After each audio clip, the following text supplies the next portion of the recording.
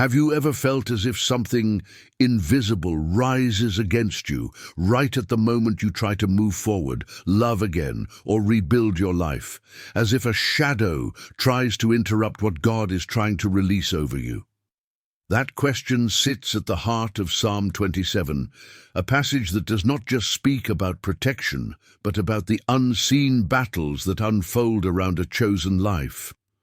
When the psalm opens by declaring that the Lord is your light and your salvation, it confronts the fear that lives quietly inside you, the fear that keeps whispering that something might go wrong, that someone might hurt you, that the past may return to steal your peace.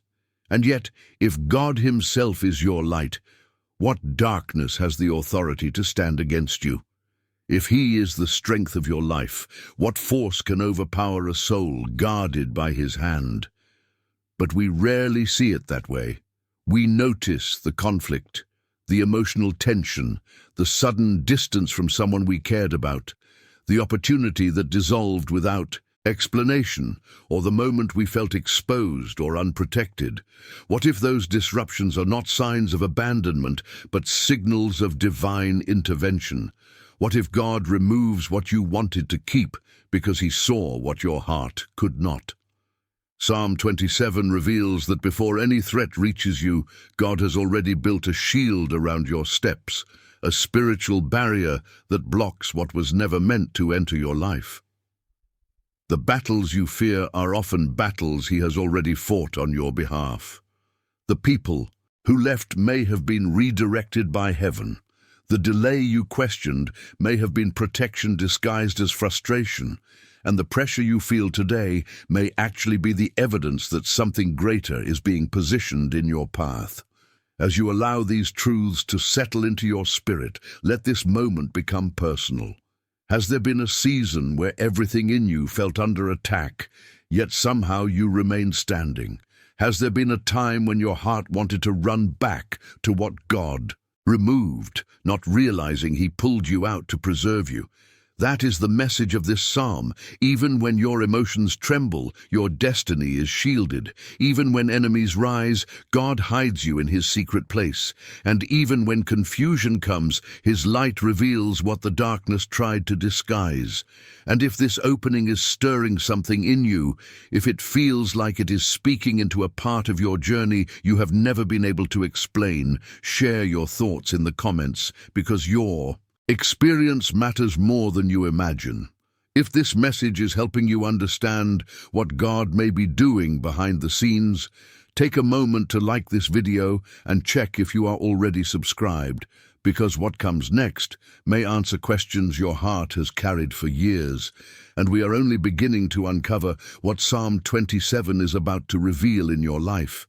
When fear rises inside the human heart, it often does so long before any real danger appears. It shows up in the quiet thoughts that trouble you at night, in the doubt that pulls at your confidence, in the lingering question of whether you are truly safe, protected, and seen by God. Psalm 27 confronts this inner landscape by declaring that the Lord is your light and salvation, not merely as a comforting phrase, but as a spiritual reality meant to shift the atmosphere of your mind. Fear does not vanish simply because you tell yourself to be strong. It dissolves when divine truth becomes louder than the whispers of uncertainty. Light does not negotiate with darkness, it replaces it. That is why the psalm does not say you must fight fear alone. It says the Lord Himself becomes the strength of your life, the force that steadies you when everything within seems fragile. Much of what you fear today is not the threat itself, but the memory of what once hurt you. The heart interprets familiar patterns as danger, even when God has already broken the power those patterns once had over you. Sometimes the mind replays old battles, while God is guiding you into a new season. And because the enemy understands the weight of fear, he uses it to cloud your discernment. Fear exaggerates shadows, magnifies small tensions, and convinces you that you are unprotected even while heaven is surrounding you. That is why Psalm 27 begins by asking a question that exposes the irrational nature of fear. If the Lord is your light, whom shall you fear? If he is the strength of your life, of whom shall you be afraid? The verse is not meant to shame your emotions, but to invite your spirit back into alignment with truth. This is where the spiritual dimension becomes clearer. Fear is often a reaction to a reality that no longer exists. It is the echo of a wound God already healed, the memory of a loss he has already redeemed, or the imprint of a relationship he removed to protect your destiny. When you feel afraid, it does not mean something is wrong with you. It means your spirit is being invited to rise above the old story and step into the protection God already placed around your path. That is why those who walk with God often face internal conflict.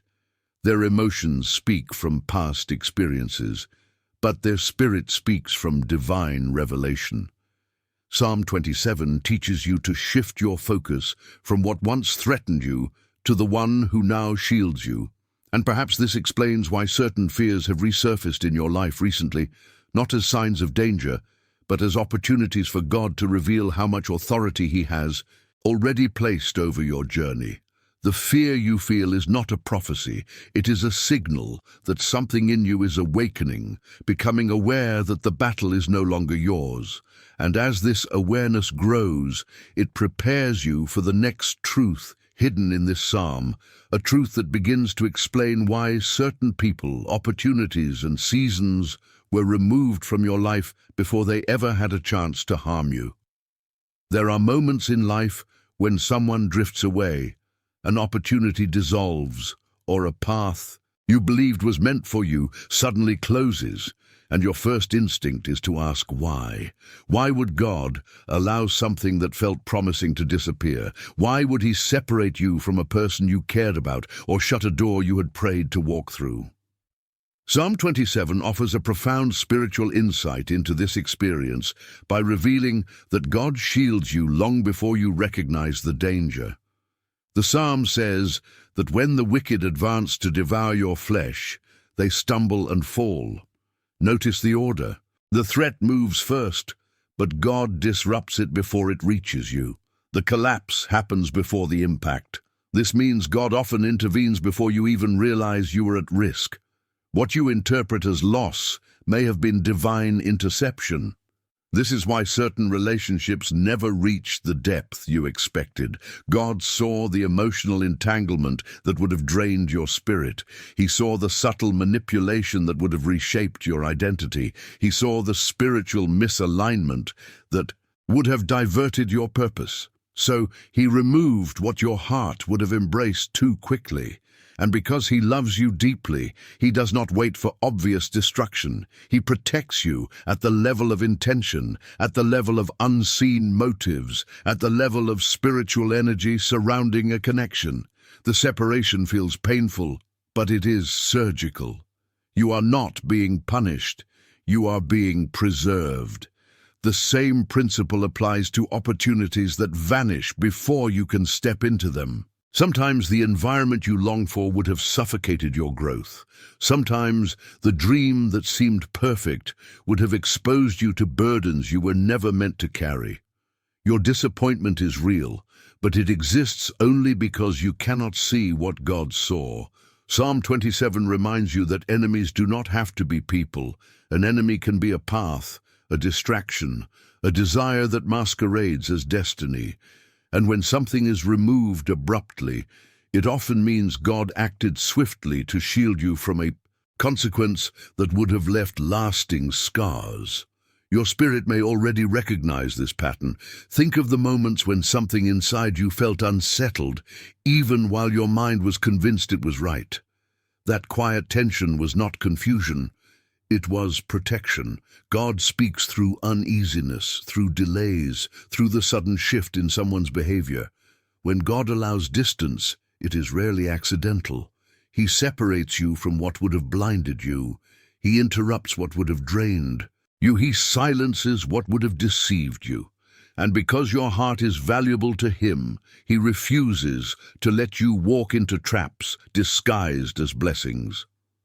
Understanding this prepares you for a deeper dimension within Psalm 27, one that explains what God does next after removing what was not meant for your journey, and how he positions your life in places where no enemy, no attack, no hidden intention can reach you. There comes a point in every spiritual journey when the battle intensifies, and yet nothing around you seems to justify the weight you are feeling. It is in these moments that Psalm 27 reveals one of its most mysterious and comforting truths. God does not simply defend you, he hides you. The psalm says he will conceal you in his shelter in the day of trouble, placing you out of reach from what seeks to drain your peace, distort your identity, or disrupt your purpose. This divine hiding is not isolation, it is protection. It is God positioning you in a spiritual dimension, where enemy strategies lose their power and where external chaos cannot invade the sanctuary of your soul. What feels like distance from the world is often closeness to God. Many believers misunderstand these seasons.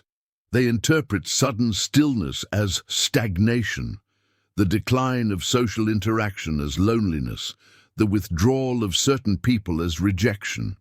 But spiritually, something far more intentional is happening.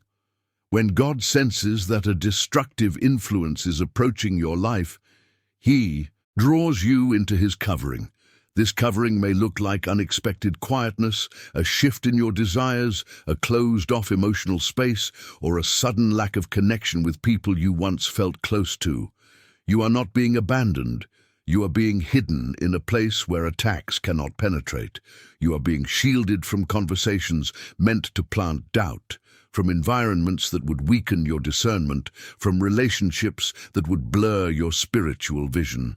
In the unseen realm, hiding is a form of strategy. When God hides you, he is repositioning you for clarity, strengthening your spiritual vision, and silencing the noise that once distracted your heart. This is why, during seasons of increased spiritual warfare, your hunger for peace grows stronger while your tolerance for superficial connections decreases. You begin to crave depth, truth, and alignment. The old patterns no longer fit. The old relationships no longer feel right. The old temptations lose their appeal. This is not a sign of decline. It is evidence that God has placed you in his inner courts, where transformation happens far from the eyes of others. And when God hides you, he also elevates you. The psalm says, he sets your feet upon a rock, lifting you to a vantage point where you see beyond the confusion of the moment. What once intimidated you begins to lose its power. What once triggered fear begins to reveal its insignificance. What once felt overwhelming becomes small in the light of the one who shelters you. This process prepares your heart for the next layer of revelation, the moment when God reveals why he chose to cover you and what he was protecting you from all along. One of the most difficult spiritual experiences a person can face is the silence of God. It is disorienting to pray with sincerity and feel no immediate answer, to cry out for direction and hear nothing in return, to seek clarity while heaven appears still.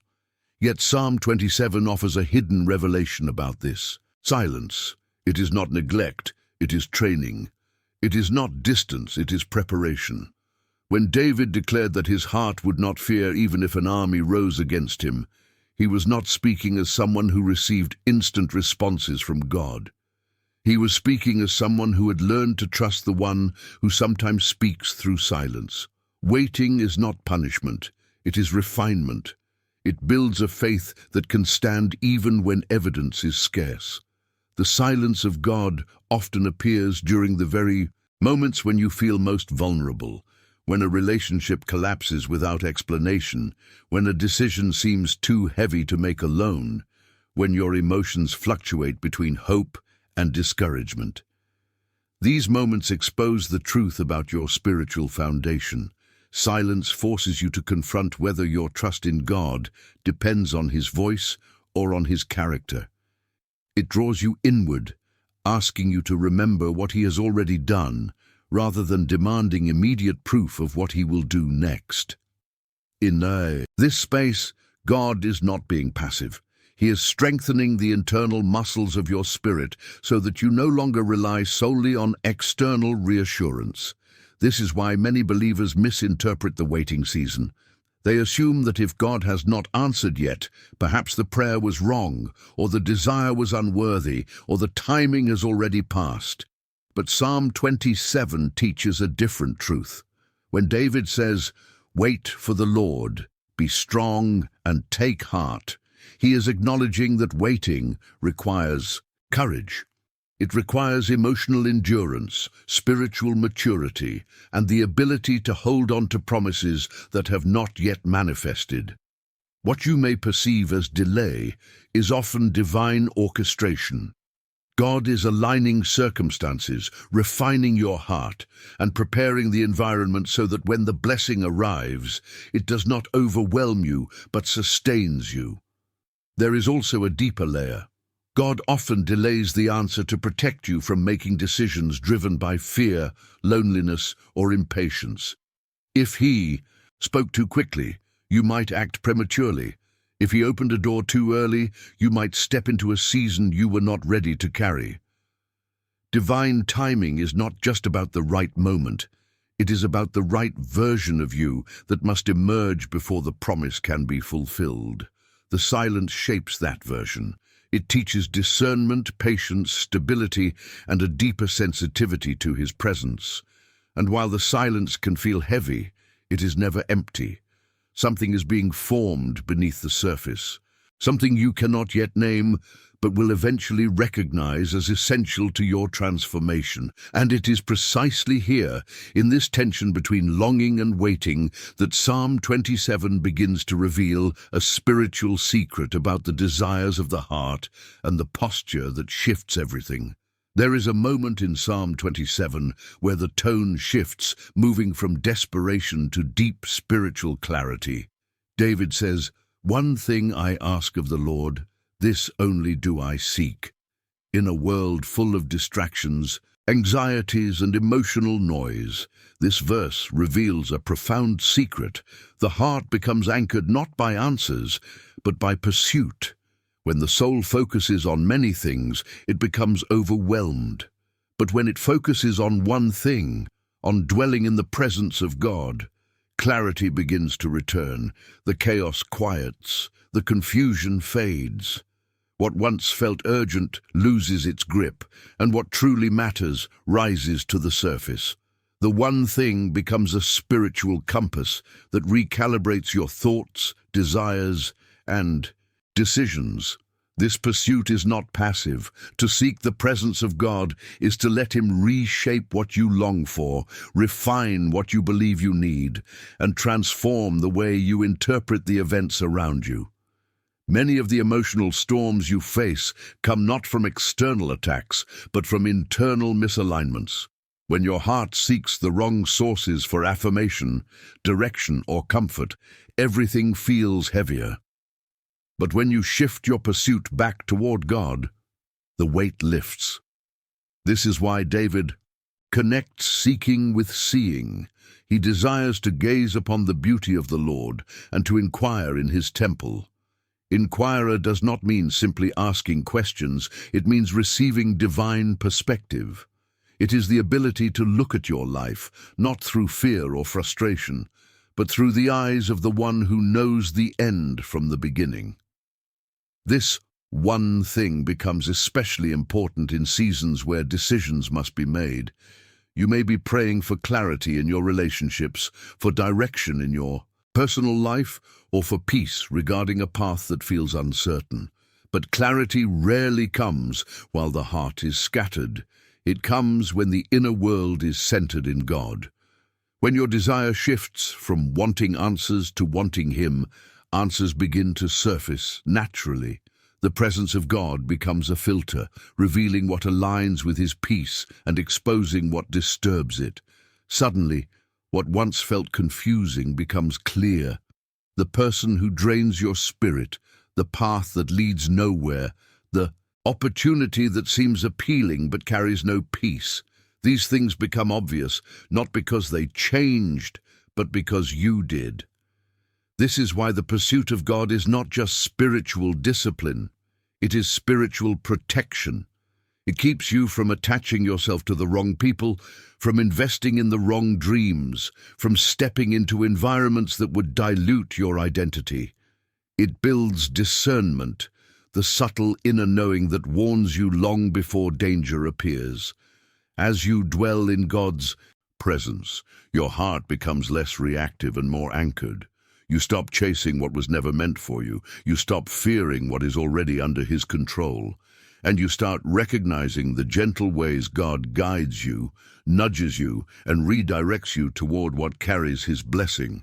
And as this awareness deepens, Psalm 27 begins to unveil another truth, a truth about warfare, unexpected battles, and how God overturns what was meant to harm you long before you ever sense the threat approaching. Your life. There are seasons when it seems as if forces around you suddenly rise without warning, when misunderstandings multiply, when emotional pressure intensifies, or when obstacles appear in places that once felt stable. In these moments, it is easy to assume that something is falling apart, but Psalm 27 uncovers a deeper spiritual movement. The enemy often prepares an attack precisely when God is preparing an elevation. The psalm describes adversaries coming against you, only for them to stumble and fall before they reach you. This is not just poetic language. It is a revelation of how divine intervention works. What was meant to break you becomes the stage where God reveals His authority over your life. Many attacks you sense are not signs of weakness, but signs of transition. When God shifts you into a new spiritual season, old patterns, old connections, and old spiritual influences begin to lose access. The enemy responds not because you are failing, but because you are advancing. This is why the pressure often intensifies before breakthrough. It reflects the unseen resistance that rises when heaven is opening a new path for you. The person who suddenly changes their behavior, the unexpected conflict, the emotional turbulence. These are not random events. They are reactions to the movement of God in your life. This spiritual dynamic becomes even clearer when you consider that some battles form long before you ever become aware of them. Someone may misunderstand your intentions, carry jealousy in their heart, or speak words that aim to diminish your confidence. Yet none of this surprises God. He intercepts harm before it touches you. He rewrites outcomes that were crafted against you. He exposes intentions that were hidden. What seems like chaos is often divine disruption, dismantling traps that were never meant to capture you. And then there is the other side of this mystery. God not only protects you from harm He sees coming, but He also protects you from harm you would have welcomed unknowingly. The relationship that looked appealing but carried spiritual danger, the opportunity that seemed promising but demanded the compromise of your peace, the environment that attracted you but would have drained your soul. God steps in, even if it means allowing temporary discomfort to secure your future. That is why Psalm 27 speaks not only of protection, but of positioning. God sets your feet high upon a rock, above what once intimidated you, above the noise, above the conflict, so you can see clearly what His hand has been shielding you from. This is the point where your spirit begins to recognize that divine protection is not just about blocking attacks, but about orchestrating your steps. And as this understanding settles within you, your perception begins to shift. What once felt like loss begins to look like deliverance. What once felt like battle begins to look like promotion. What once felt like confusion begins to look like divine clarity. And this awakening prepares the heart for an even deeper revelation, one about pain, rejection, and how God transforms what was meant to diminish you into the very place where He restores you. There are experiences in life that feel so heavy, so unexpected, and so painful that the heart cannot help but wonder why God allowed them. Moments of rejection, seasons of loss, abrupt endings, and situations that leave you feeling exposed or forgotten can create wounds that linger long after the circumstances have passed. Yet Psalm 27 reveals a truth that reframes these painful seasons. Even when those closest to you fail, even when people you trusted walk away, even when support collapses around you, the Lord Himself receives you. This verse is not merely comforting. It unveils the mysterious way God transforms the very places of your pain into places of restoration. When David says, "Though my father and mother forsake me, the Lord will take me in," he is speaking to the deepest human wound, the fear of abandonment. It is the fear that you are alone, unseen, or unworthy of love. But spiritual abandonment is impossible for a child of God. What feels like loss is often divine redirection. What feels like betrayal is often divine preservation. Sometimes God allows certain people to leave your life, not because you are unworthy of their presence, but because your destiny is incompatible with their influence. Their departure, however painful, becomes the clearing that makes room for something healthier, safer, and more aligned with your purpose. This truth becomes even clearer when you consider how God uses painful experiences as preparation instead of punishment. The person who rejected you did not dismantle your identity. They revealed your need for divine affirmation. The door that closed did not limit your future. It redirected your steps toward a place where you can grow. The season where everything seemed uncertain did not weaken your faith. It revealed its strength. Pain has a way of exposing the areas where your heart still depends on human approval rather than divine direction. And once those areas are exposed, God begins to rebuild you from the inside out. The spiritual transformation hidden within these experiences is not immediately obvious. You may feel like you lost something essential, like a part of your heart was taken, or like your confidence was shaken. But God is doing something beneath the surface, strengthening your discernment, sharpening your intuition, and teaching you to recognize relationships that nourish your soul from those that drain your spirit. What once attracted you now reveals its hollowness. What once felt familiar now feels misaligned. This shift is not accidental. It is evidence that God is preparing you for something that requires a healed version of you. And perhaps the most powerful truth of all is this: God uses these painful seasons to reveal Himself in ways you could not see before. His comfort becomes tangible. His guidance becomes clearer. His presence becomes the anchor that keeps you steady when everything around you feels unstable. In the very places where you felt abandoned, He begins to whisper direction. In the moments when you felt forgotten, He begins to restore vision. In the relationships that ended, He begins to show you what real, God-aligned connection looks like. And as this healing progresses, Psalm 27 begins to guide you deeper into the inner battle every believer faces: the tension between fear and faith, between past wounds and future hope, between what your emotions tell you and what God is speaking to your spirit. Every believer eventually encounters an internal battlefield that is far more intense than anything happening externally. It is the quiet war between faith and fear, between what God has promised and what your emotions insist on remembering. Psalm 27 draws this contrast with striking honesty, revealing that even a heart after God's own heart can tremble. Fear does not always show up as a threat. Sometimes it appears as hesitation, overthinking, emotional fatigue, or the subtle feeling that you are not strong enough for what lies ahead. Yet the psalm offers a powerful antidote. confidence that is rooted not in circumstances, but in the presence of God Himself. Fear gains strength by exaggerating possibilities. It whispers that the past will repeat itself, that people cannot be trusted, that love will fail, that your efforts are not enough. It pulls from memories of disappointment and uses them to distort your view of the future. But faith works differently. Faith does not erase memory, it reframes it. Faith reminds you of the battles you survived, the nights you thought you would break but didn't, the moments when God showed up before you even knew you needed Him. Fear draws from what wounded you. Faith draws from what healed you. And the tension between these forces often determines how you interpret the season you are currently standing in.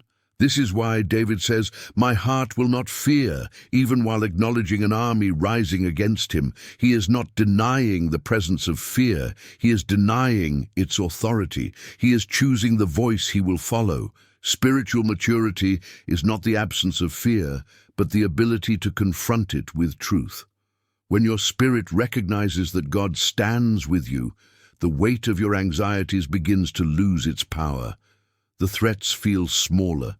The uncertainty feels less intimidating. The future feels less like a question and more like a journey guided by someone who already knows the way. Much of this inner battle intensifies during seasons of transition. When God is preparing you for a new chapter, whether emotionally, spiritually, or relationally, your fear often rises as a reaction to unfamiliar territory. Fear prefers what is known, even if it is harmful. Faith thrives in what is new, even if it feels uncertain. That is why you may feel torn between staying where you are and stepping into what God is calling you toward. You sense the pull of destiny, yet the comfort of familiarity keeps tugging at your heart. It is a spiritual crossroads where your emotions and your spirit battle for alignment. But there is something else happening, something deeper. Each time fear surfaces, it exposes the places where healing is still unfolding. Each moment of hesitation reveals the areas where God is strengthening you. Each internal conflict becomes evidence that you are no longer who you once were. You are growing, transforming, shedding old layers of fear-based thinking. Psalm 27 reminds you that courage is not a natural trait, but a cultivated posture.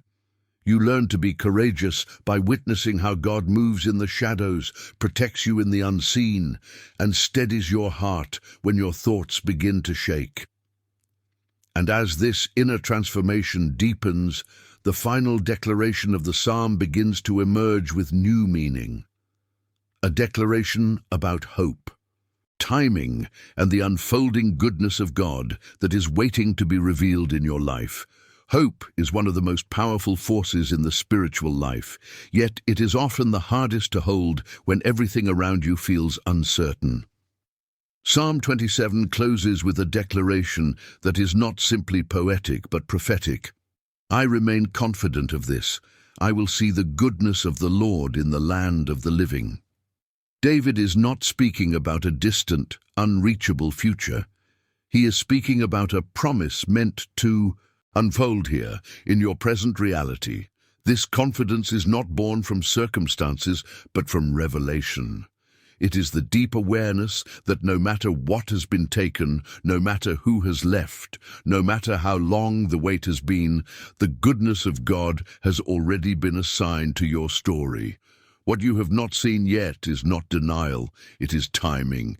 This verse brings together every thread woven throughout the psalm.